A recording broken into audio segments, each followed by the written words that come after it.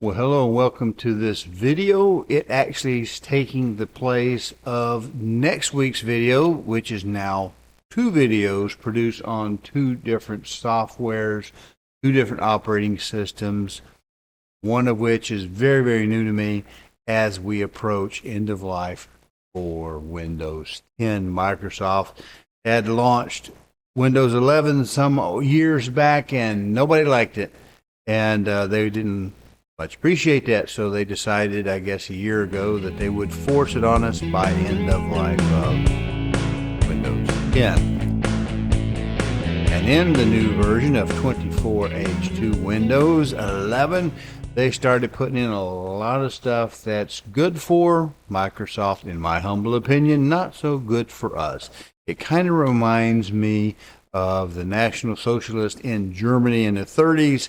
It's for your own good. Now, when the whole thing about you must have a Microsoft account and they're going to lock your BitLocker key away, and it's really just sneaky ways, in my opinion, of Microsoft invading your life even further than they already have. But I'm old. I don't like new stuff, and learning things are difficult. Right now I have down to my side, I'm recording on OBS Studio, a program open source which I've used for years. Lots of people use it, works pretty good. Recording on a old i3 processor-based laptop that we're doing the screen captures on, because we're going to use three different operating systems with two different softwares, really two different videos, because I had to recreate one from scratch. I've never used this program called Kdenlive. It's just something that is open source and available to us to work on the Linux Mint that I'm using. So it's Linux Mint and Kdenlive versus PowerDirector 21 and Microsoft, both in 10 and 11. So we're getting ready to reconfigure this computer and kind of get away a little bit from the Microsoft, but it's a learning experience. So let's go with it, and let's start looking at this Linux Mint system. So here we are. Now I only had one day to do this second version of the video that you will see next week, and it'll be noted that which one's done with which. But it's done with Kdenlive. I've never used Kdenlive before, never heard of it before this week, and I actually had one dry run, tried to put it together, found out as I did my lower thirds that it wouldn't take videos anymore, so I scrapped that out of a half day's work, and then we came back up to this situation where we redid it, reduplicated the video as best I could. Let's see if we can bring this up. All right, here's what Kdenlive looks like. We're not going to really discuss this too much, because the previous time I tried to run through this, which was last night, it took me 40 minutes in video. I don't think anybody wants to do that. I just want to compare a little bit in the speed and productivity, because apparently it's been maligned. All right, well, let's bring up here real quick the video that I did do. Let's open recent. Here I got a typical one. This duplicates that video that I already had built. This is what the Kdenlive looks like. Similar. It's a little different than what I've been used to for the last 15 years through the multiple generations. I always went kicking and screaming into the new day. But this is a video based upon, let me go ahead and pull myself up, where we review this USB 4.0 and Thunderbolt for version 40 gigabytes per second external drive to make this work a little bit better. So we've got that going on. So with this new computer that we built to do the video editing with, we ended up with one in between, which was fine because the roaster machine died and I used that old hardware for it. With, of course, Windows 11, which they say you can't run on it because it's too old, but I'm doing it. So now we got this software running. We've just duplicated as best I could. The sequence is out of whack a little bit, but they're basically a 19-minute movie and it's very, very similar to the one we did on Windows with CyberLink's PowerDirector 21, what I'm actually used to and familiar with. So here we go. We want to check the performance. Can we get away from Microsoft and their kind of Stockholm syndrome relationship with me, where they're just, in my opinion, they're just not very nice. They work for their own interest, not so much for the public's. I'm kind of ticked off about the end of life. By the time this runs, you guys will already be in it with Windows 10. So here we are. We want to just go ahead and run this project. It is, you can see it's fairly complicated, not too bad. We're going to do a project. We're going to check how long it takes to render. Then we're going to look at the actual settings to see what we get from it. I think it actually does a pretty darn good job. I'm using Matroska, the H.264. And I do have it set here on this. If you can see this, if the resolution is good enough, we are running it at 72%. I find that's a pretty good quality, and running the encoder in kind of a medium. So it makes a nice small file that still, in my opinion, looks very, very good. And I saw in the day's worth of research up to trying this software for the first time, I saw a guy with a heavy Baltic state give his opinion on it, and he said it wasn't very good and it wasn't user friendly. Well, I made this particular show, which you will see next week, in 1 day and a half a day. So the learning curve is not too bad. It's just different. It's not the worst. It's just different. So that's how we got the settings. So we're going to go ahead and tell it. We got to give it a name up here. Let's give it a temporary name. I've had this run several times, but let's go ahead and just call this. Let's give it this project name, this test project with basic assets. We're going to come back and get this. Let's see about how it wants to run. All right, we've got it brought up. We're going to see about how the time runs. That's what we're really interested in on Linux Mint, using this open source software. There we go. While it starts up to run, I will tell you one of the things that I do like about the software versus the commercial software I've been using is I can actually come over here to this, create a new project name right here for a different video, because I do produce videos for 3 different channels, and then come over here using my layers, block out, and do the other 2 videos, because what we actually have here, let me move this out of the way. My architecture while it runs is pretty simple. Put that back. These are my lower thirds, okay? I have 2 lower thirds with this row and this row, right? These are for the DHP channels. This one is the real estate channel. So I have 2 different lower thirds. This is what I built first, only to find that I couldn't import a video the first time I tried the Kdenlive. So this is literally the second time, or the first working project, and it was all done in a day. The tracks work out here. Here's an audio video track down on the bottom, right? And then at the end, I get about 2/3 of the way through before I force like a little commercial thing. Part of it is regulatory, get that done. But then I put 1 video here, which kind of splits about this center channel, and then we add the second video. So this is what constitutes those different projects. Well, with this, if we bring this back in here, right, I can actually go ahead and start those other 2 videos, get them going, and they will queue up and run. And I can actually I could go take a nap, I can make a sandwich, I can do whatever I want to do. If I have a very long video, or maybe my machine's old and slow, with the Kdenlive, because it will do this, I can go be more efficient doing something else, even if it's making a sandwich or taking a nap. So I really like that feature with this software. But anyway, we're going to run this, and we're going to see how long it takes. And I think you could see that it was going to take about 8 minutes for this thing to actually run. Here we have it. We bring this back down. We are now at 5 minutes into it. You can see we're about 1/3 of the way through. We can see how long it takes. I'm going to go ahead and pause the video.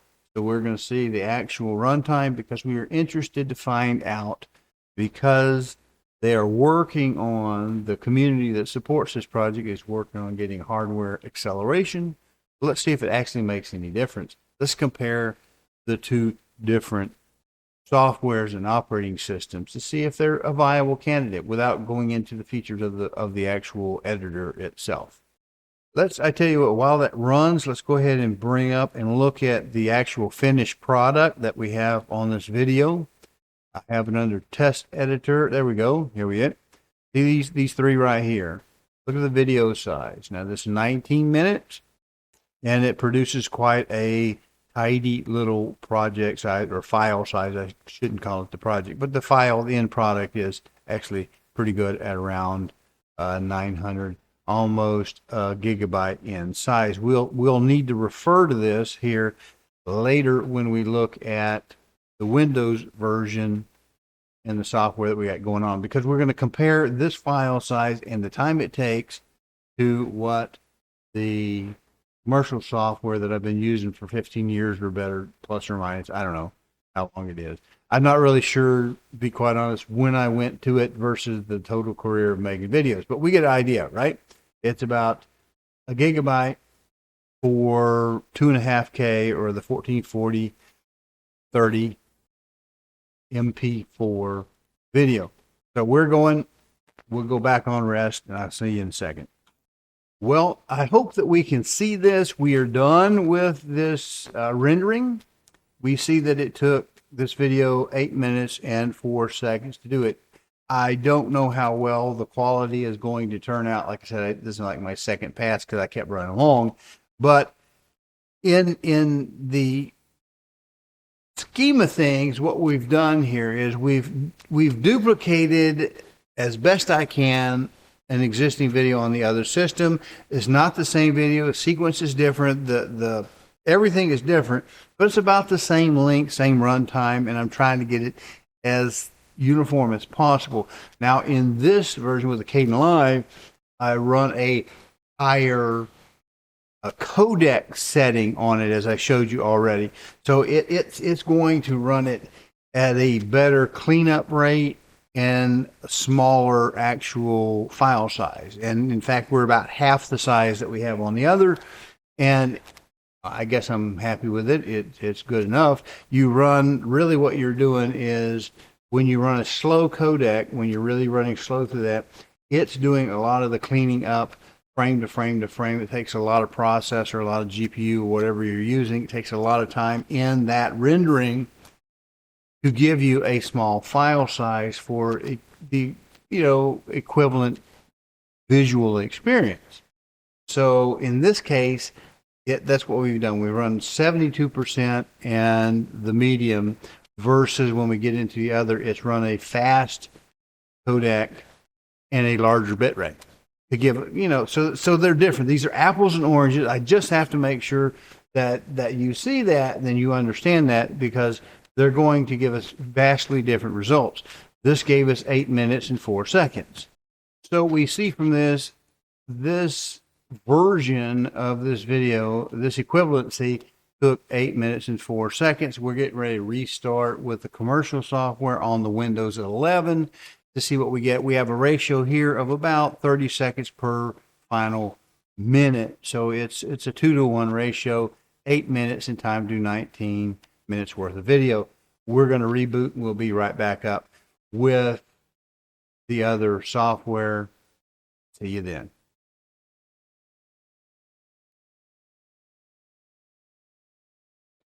Alrighty, we've got Windows 11 open. We're going to come down here and find our video over here in, where did we put this thing? Hey, appreciate you watching. Do me a favor, if you will, subscribe to the channel, either the YouTube or the Rumble channel, which this appears in. And if you can, check the notification bell or settings to make sure that you get notified when new videos are posted. Appreciate it. All right, here we got it. We're open. Let's compare where we are versus the Linux and the Kdenlive, the community-based software. We've got these videos. These are our 3 different versions, and you see that they are 1.8.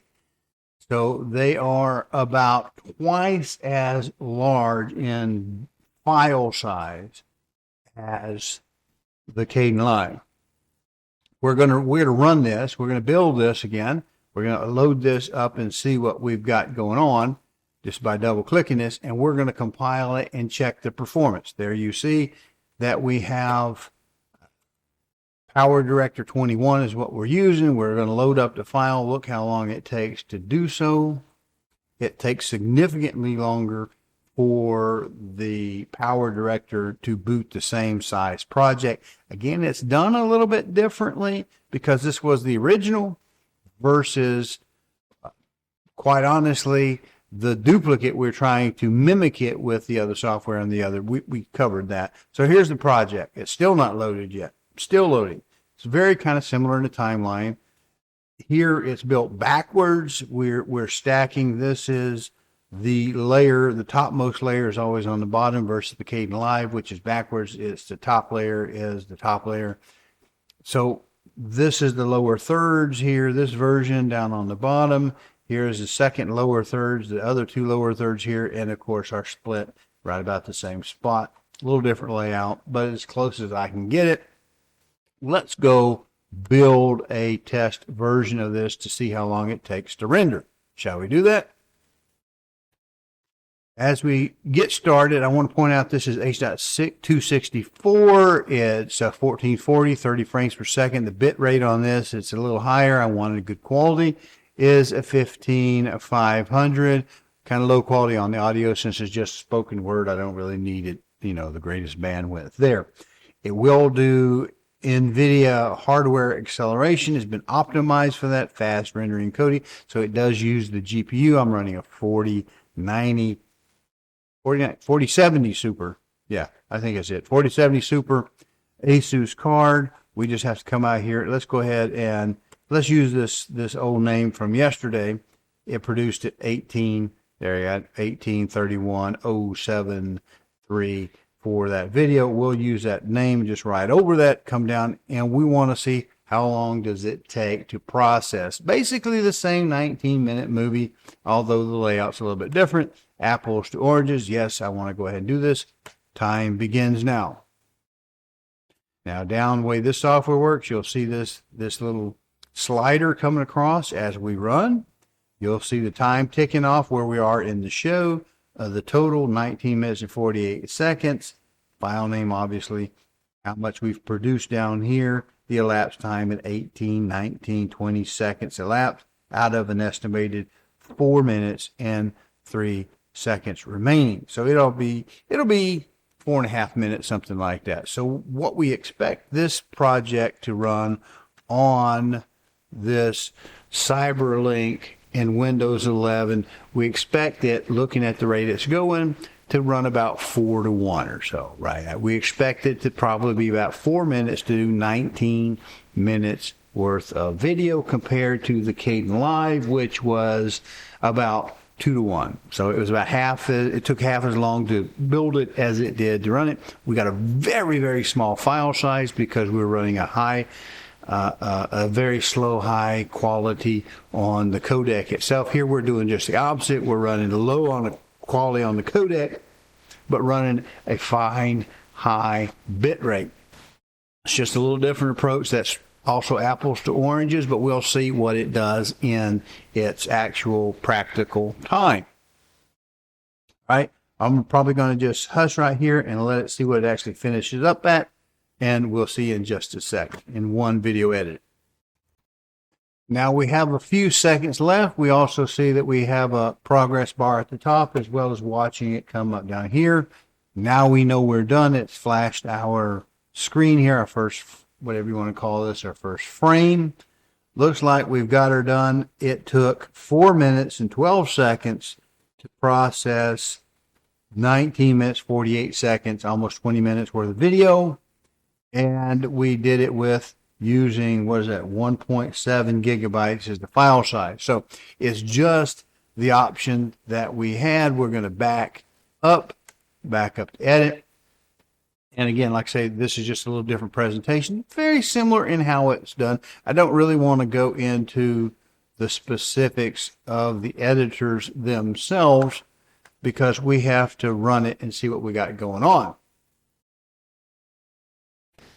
So what do we just see? With the faster delivery that we got out of the rendering from CyberLink, all right, the PowerDirector 21, we have, is it closer? I'll let you call it anything you want. You want to call it closer to 5 to 1 and fifth of the time, because we had just less than 20 minutes of video compiled for a little more than 4 minutes of rendering. So I don't know, you call it 4 to 1 or 5 to 1. We get an idea that the CyberLink is faster. Now, is it faster because we are running a fast codec and a large bit rate? We don't know yet. That's why we're going to do this next little segment. We're going to try to run it on 10 and see what we have going on, because I've got an Easter egg out here, so don't go away. We're going to prove something. Remember, this one is running also the GPU, the hardware acceleration. That's something we're not getting with the Kdenlive as of today, at least not the way I've got it set up. So we're going to run it in just a second. Let's go see what we got. We are up in Windows 10. We're getting ready. This is 22H2, actually, last version of it. This date that you see right here, the date is correct, the time is not. The clock has been off on both of the Windows systems for some reason. They don't sync. Windows is seeming like it's having a problem for some reason. Don't know what the cause of it is. We're gonna go ahead and jump in there. We're going to bring up the program. We're going to see how long it takes to run, and we'll talk about that in just a second. Well, what is this? Well, let's try that again. By the way, welcome to PowerDirector. It has done this on every machine, on every operating system.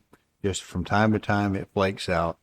A lot of times we'll get down here at the bottom when we're running, and it'll come across, and suddenly it'll just slow way up, and you'll see down in this corner about where my little head is at, it'll start doing like rendering 0, 1, 2, 3, 4, 100%. Rendering 0, 1, 2, 3, 100%. Very long time, and can take an hour once it does that. It took me a while to discover that what I needed to do when it started doing that little bit at the bottom corner was to simply restart PowerDirector, load up the project, and go again. So you just always have to be very cognizant about keeping your project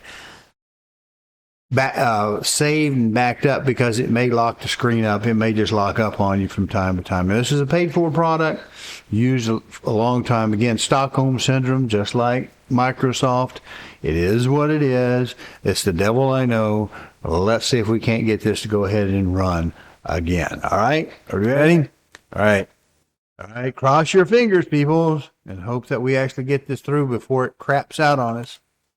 Here we go. Yes, we want to record it. There we go. Going to be the same basic time I would expect. We're expecting 10 minutes to do the same video we did on the Windows 11 without instant. And it's been fairly stable on Windows 11 that I've been running it. I just made a quick copy of the project over on the Windows 10 to see what it does. We'll see you if we can get through this video. Well, we're coming up on the completion of this round. It went through this time. It says it is now, had estimated at one time 10 minutes or whatever. We finished in 7 minutes and 50 seconds, as you can see down here on the bottom. If our 1080p OBS capture on our i3 7-year-old computer is telling us the truth, if it does a good enough job on the clarity, we'll be in good shape there. But see, it's 1.7 gigabytes, just like it was on the other one. So why did we double our time? What did it take the first on the Linux-based system that we looked at? Well, I'll tell you. It was taking about 8 minutes or so, 7-8 minutes. So between the two editors, one running hardware, the GPU acceleration is taking the same amount of time that this project, this open source project Kdenlive, and again, there may be better versions out there that run on Linux. The devil I know, this PowerDirector simply will not run on Linux. It's Windows only, so I can't wean myself off of Microsoft without changing my video editor. And maybe I need to. Maybe that's what I need in my life, is some new excitement. Other than trying to learn Python and Linux, now I get to learn to do video software at the same time. All right, what we're going to probably end up doing is, see, you remember this video is on this particular device, which you will see probably about the time that it sunsets on Windows 10. So what's the deal? What are my conclusions? That Easter egg I was talking about, what is it? Well, I'll tell you the truth. I'm running the same Core Ultra 9 285K. I'm running the same G-Skill 8400 QDIMMs, 48 gigabytes there. We are overclocked on all of that. We're overclocked on the 4070 Super. It does hardware acceleration. This software does hardware acceleration. The only thing we changed between these two versions of Windows, one's 11, one is 10. Neither have core isolation on. How can it take twice as long to run the compile? And we had an error, of course. That's not atypical, quite honest, for this software that I've been using for years. What do I think the problem is? What do I think the issue is? Well, I think it gets down to the fact that both the Linux Mint and the Windows 10 operating system is run off a Gen 4 PCIe. We're run off now. The two drives are different manufacturers, but they both have a controller of sorts. So hey, I think Phison controller on the Crucial, and I'm not sure what they have on the Corsair drive. So I'm not really sure what they're running, but I know they're both Gen 4 and they're about the same speed. Maybe the Crucial is a little bit faster, whilst the Windows 11 is running off that 4 terabyte 710 Crucial 710. That's Gen 5. That's as fast as I could find when I built it. So the Gen 5 is running about twice the speed, the I/O speed. So wherever we are, we're probably bottlenecked getting in and out of the hard drive. That's what I'm thinking it is. Again, I'm about 7-8 minutes for the same size 19-minute file. They're very similar, although they are different builds. When we hit the Windows 11, it's running on a twice as fast hard drive. And that, my friends, is the lesson I think we have to learn from this. Your hard drive on your main board, your birthing person board, makes a huge difference. I see a lot of AMD fanboys out there who just, for whatever reason, they hate, they're hating NVIDIA and Intel and whatever, and they're locked in their own world. They can buy whatever they want to for gaming purposes, but for workstation purposes, whatever, there is a real benefit to this 890 board, this Intel 890 chipset. I'm running an ASRock board here. I'm running the RAID. You've seen the project. Does a good job, I think. But really, that Gen 5 makes a huge difference, particularly for content producing, because we're reading and writing both. It's not just reading off of. You can speed up your read with a RAID, your game process with a RAID. Just do a RAID 5 or the whichever one is it, RAID 0, RAID 10, RAID whatever, that's 1 plus 0. But you can, by striping, you can run a lot faster with slow drives just because you're striping. What we got going on here is just raw performance. I think it's down to the hard drive because all the other components are the same. So that's it. I do wish you would watch the two videos, at least some of the two videos, and see what you think. One is obviously the project that I have been using for a very, very long time, although the edition changes through the years. The other is brand new open source. See what you think, see what the quality looks like. Remember, we're running about half the the file size on the Kdenlive. Just give me your opinion. It's different. It's awkward. There's some stuff that I don't like about it. I can't figure out how to do that. It's a little bit clunky in the Kdenlive, but it is functional. I think I can probably get by with it. So I may be playing Drive-A-Rama as we swap the operating system. Maybe I put the Linux Mint on that 710. Maybe. Maybe not. We'll see you next week. What do you think? See ya.